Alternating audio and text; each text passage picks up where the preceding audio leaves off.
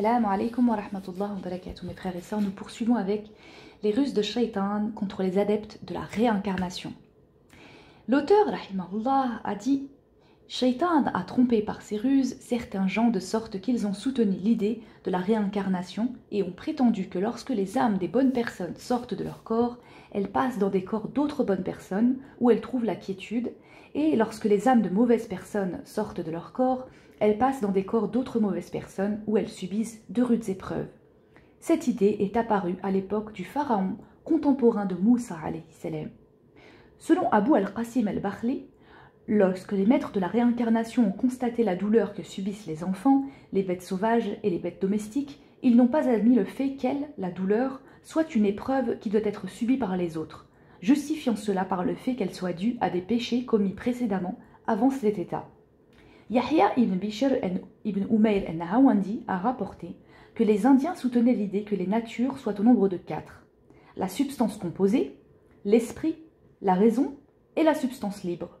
La substance composée correspond au petit seigneur, l'esprit correspond à la petite substance, la raison correspond au grand seigneur, la substance libre correspond également au grand seigneur.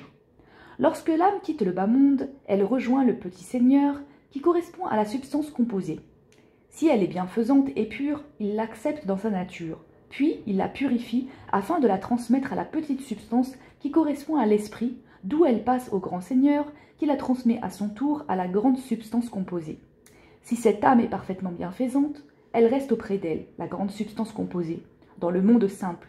Mais si elle est imparfaitement bienfaisante, elle la renvoie au grand seigneur qui la renvoie à son tour à la petite substance qui la renvoie enfin au petit seigneur. Celui-ci la fait ensuite apparaître en la fusionnant avec les rayons du soleil pour ainsi finir dans un simple légume qui sera consommé par l'humain. C'est ainsi qu'elle s'incarne en humain et renaît une deuxième fois dans le monde, et ceci sera son cas à chaque fois qu'elle quitte un corps. Quant aux malfaiteurs, lorsque leurs âmes parviennent à la petite substance, elles se transforment pour devenir des herbes qui seront consommées par les bêtes. L'âme passe alors dans une bête, puis dans une autre à la mort de la première, et continue ainsi de transmigrer tout en étant indécise dans le monde. Elle retrouve le corps humain chaque 1000 ans, et c'est si elle se montre bienfaisante sous la forme humaine, elle rejoint alors les bienfaiteurs.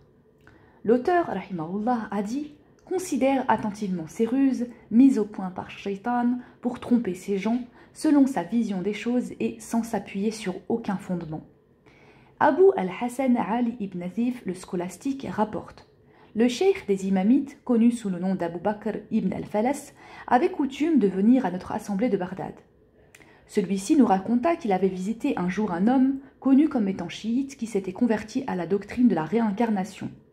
Il dit « Je le trouvai, portant dans ses mains un grand chat noir qu'il caressait et lui frottait l'espace entre les yeux.